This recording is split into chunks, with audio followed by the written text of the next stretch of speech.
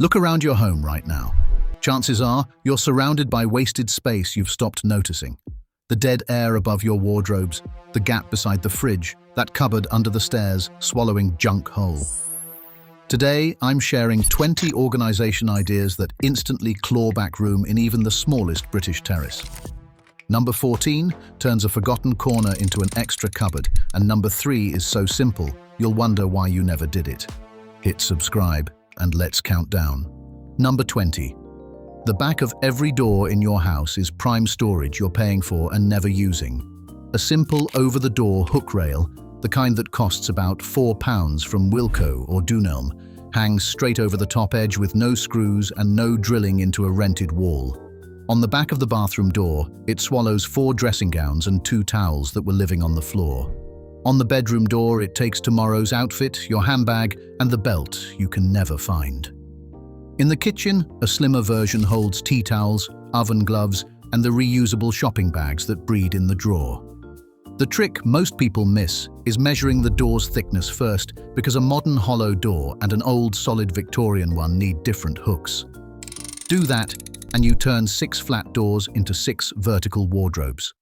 The floor stays clear, the room instantly feels bigger, and you never spent more than a £5. Number 19.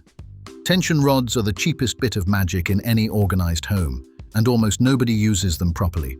These are the spring-loaded poles meant for net curtains, but wedge one horizontally inside a cupboard and it becomes an instant shelf divider or hanging rail. Under the kitchen sink, a single rod stretched across the cabinet lets you hang every spray bottle by its trigger, freeing the whole floor of the cupboard for a bin bag box and your washing up refills. Fit 2 rods a few inches apart, standing upright in a deep cabinet, and they create slots to file your baking trays and chopping boards on their sides, so you grab one without an avalanche. In the airing cupboard, a rod holds your ironing spray and lint rollers. They cost about £2 each, take 10 seconds to fit, leave no mark, and come out clean when you move. For renters especially, this is space bought for the price of a coffee. Number 18. Your knife block is a fat, thirsty space thief squatting on the worktop, and your spice jars are drowning in a drawer you have to rummage through blind. A magnetic strip fixes both in one go. Screw a slim magnetic knife bar to the wall or the side of a cabinet, and 6 knives lift straight off the counter, freeing a good square foot of the most valuable surface in the house. Here's the clever part most people never think of. Buy small metal-lidded tins. Fill them with your paprika, cumin, and mixed herbs, and they stick straight to that same strip or to a second one inside a cupboard door. Suddenly, every spice is visible, labeled, and reachable with one hand while the other stirs the pan. No more 3 identical jars of cinnamon because you couldn't see you already had one. The worktop breathes. The cooking gets faster, and the whole kitchen looks like it belongs to someone who has their life together. Number 17. The radiator is one of the most overlooked shelves in a British home, and it's already bolted to your wall. A radiator shelf, a slim board that sits on brackets just above the rad, does 2 jobs at once. In the hallway of a terraced house where there's no room for a console table, it becomes the landing spot for keys, post, and the odd glove, floating above the floor so the narrow passage stays walkable. In the living room, it holds a lamp, a plant, or the remote graveyard, all without eating a single inch of floor. And there's a bonus your nan knew instinctively. The shelf deflects rising heat outward into the room instead of letting it scorch straight up the wall behind, so you get a slightly warmer room for the same money on the gas. They come in white, oak, or paintable MDF for under £15, and fitting one takes 2 screws and 10 minutes. Every radiator in the house is a shelf waiting to happen. Number 16. Open your cutlery drawer. Now open the drawer below it. I'll bet money one of them is a jumbled pit of takeaway menus, spare batteries, phone chargers, and a single mystery key. Drawer dividers turn that chaos into a filing system, and the space they save is genuine because a tidy drawer holds nearly double what a messy one does. Expandable bamboo or plastic trays slot in and adjust to the exact width of your drawer, giving every fork, spatula, and pair of scissors its own lane.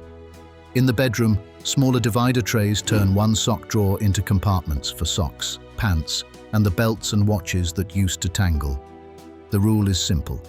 When everything has a home the size of the thing that lives there, nothing sprawls, nothing gets lost, and you stop buying replacements for items you already own.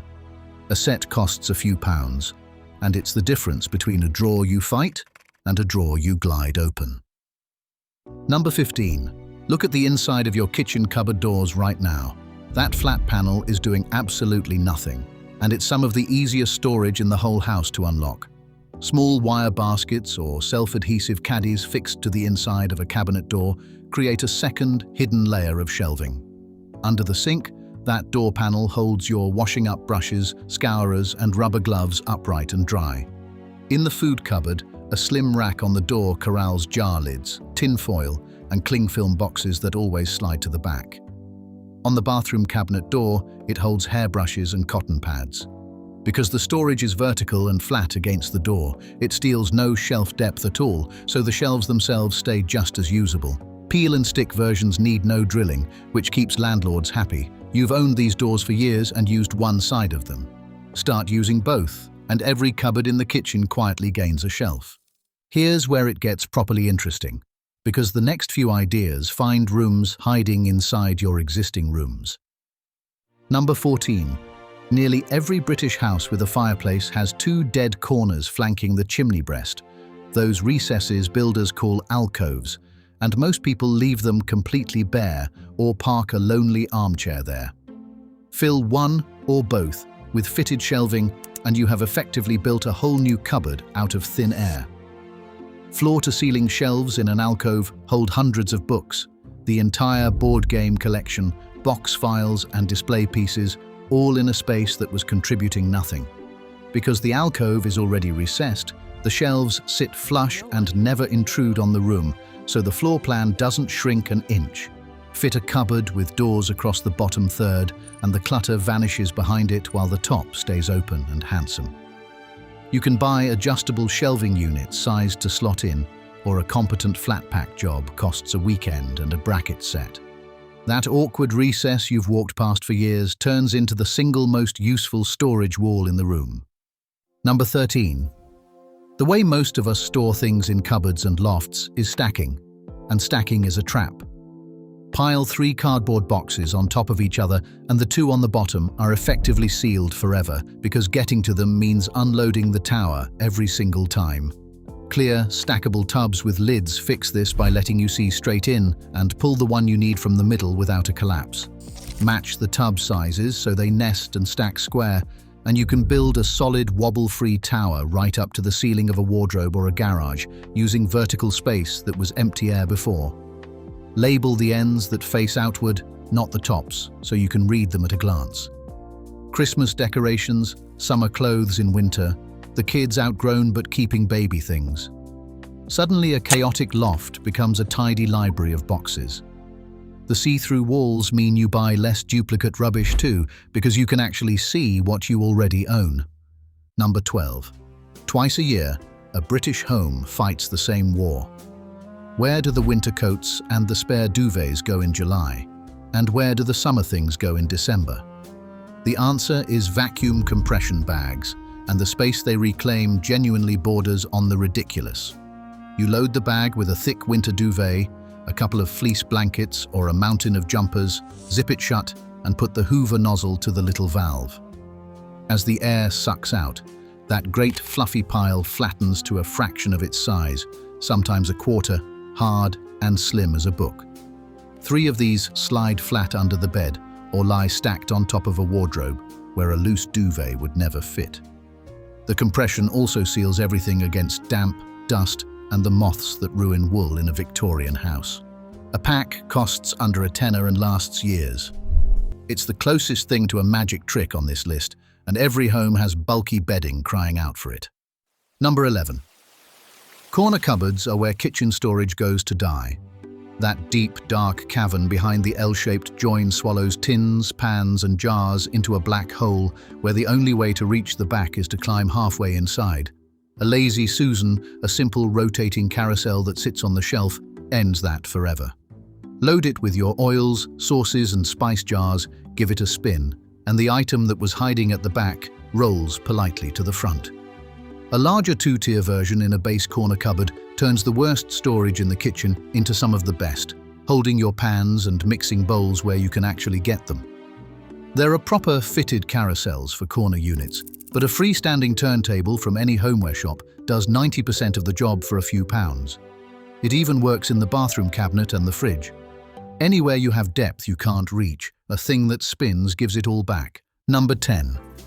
The clothes horse. That folding metal contraption that lives permanently unfolded in the middle of the smallest room, draped in damp washing, blocking the doorway, and gently steaming up the windows. In a British climate where line drying outdoors is a gamble on most days, indoor drying is unavoidable. But the floor-standing era is a space disaster. Swap it for a wall-mounted, fold-flat era fixed to the wall of the utility, bathroom, or over the bath. When you need it, it folds down into a set of rails and holds a full load of washing.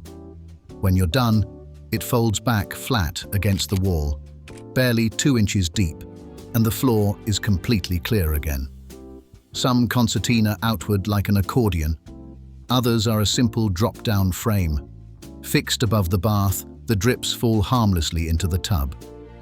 You get all the drying capacity you had, and you get your floor back the moment the washing is dry. For a small home, that's a whole reclaimed corner.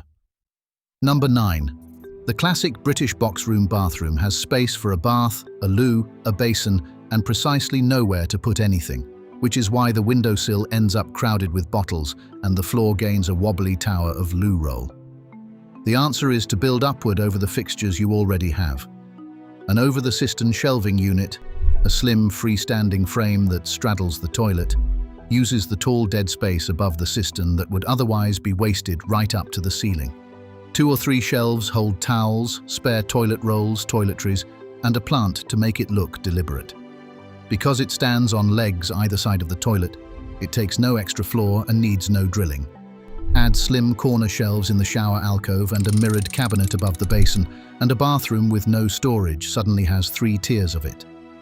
The room feels calmer and larger the instant the surface is clear, and you've used nothing but the empty air that was there all along. Number 8. A good storage ottoman is furniture that earns its keep twice, and in a small home, that's the whole game. From the outside, it's a padded bench or a blanket box, a place to sit and pull your boots on in the hall, or to perch at the end of the bed. Lift the lid, and it's a deep chest that swallows everything a room can't otherwise hide. In the hallway, it hides shoes, scarves, hats, and the dog lead by the door where you need them. At the foot of the bed, it takes the spare bedding and the extra pillows that had nowhere to live. In the living room, a large ottoman doubles as a coffee table on top and a toy chest or magazine graveyard within. The point is that the footprint on the floor stays the same, whether the thing stores nothing or stores a room's worth, so you get the storage for free. 1 piece of furniture, 2 jobs, and a great deal less clutter on show. Number 7. Somewhere between the kitchen and the utility, most of us have a stretch of blank wall doing nothing but holding up the paint. A pegboard turns that flat wall into flexible, visible storage you can rearrange in seconds. Hooks, small shelves and cups clip into the holes wherever you want them, so you hang your mugs, your utensils, your measuring spoons, and the scissors that always wander off. Because everything lives on the wall at eye level, it frees up drawers and worktop, and you can see the whole lot at a glance.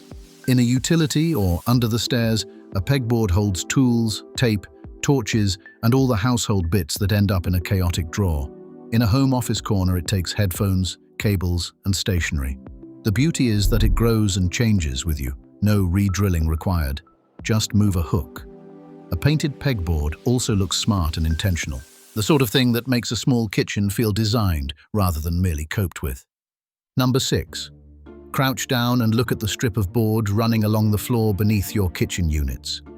That's the plinth, or the kickboard, and behind it, in most fitted kitchens, is a completely empty void several inches deep running the whole length of your cabinets.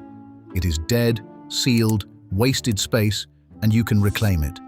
Plinth drawers, shallow pull-out drawers designed to fit into that gap, clip into the kickboard, and glide out to reveal hidden storage right at floor level.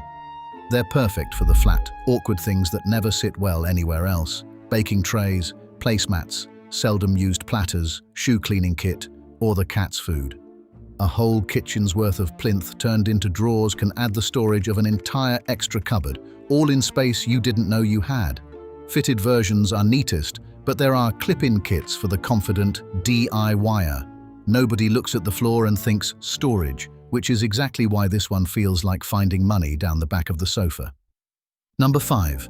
The single largest wasted volume in most bedrooms is the great dark cavern under the bed, and reclaiming it can nearly double a small room's storage. If you have a divan base, you may already have drawers built into the sides, and half of us have forgotten they're even there, so start by opening them.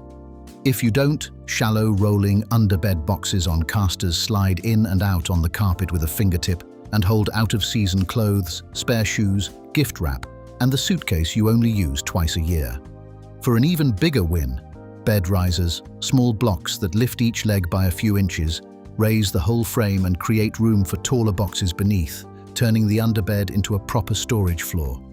Combine this with the vacuum bags from earlier, and one double bed hides an astonishing amount. The clothes stay clean and dust-free in lidded boxes, and the wardrobe stops bulging. It's the biggest storage upgrade in the house, and it costs almost nothing but the effort of bending down. Number 4. The airing cupboard is a proud British institution, and in most homes, a shameful waste of good real estate. Typically, it's the boiler or hot water tank, surrounded by 2 or 3 slatted shelves crammed with a jumbled heap of towels, sheets, and duvet covers stacked so high the top of the cupboard is untouchable, and the bottom is a landslide. 2 changes transform it. First, add shelf risers or an extra slot-in shelf to break the tall gaps into usable layers, because a 5-foot pile between shelves wastes half its own height. Second, fold and file each bedding set together, sheet, duvet cover, and pillowcases tucked inside one of its own matching pillowcases, so a whole set comes out as a single tidy parcel. Line the shelves by room or by size, and the daily rummage disappears. The gentle warmth from the tank keeps everything dry and fresh, which is the whole point. Done properly, an airing cupboard holds all your linen, towels, and spare bedding with room to spare, instead of just terrifying you every time you open it. Number 3. This one costs nothing, takes an afternoon, and it is so simple you'll be genuinely annoyed you didn't do it years ago. Stop stacking your folded clothes in flat piles and start filing them upright instead.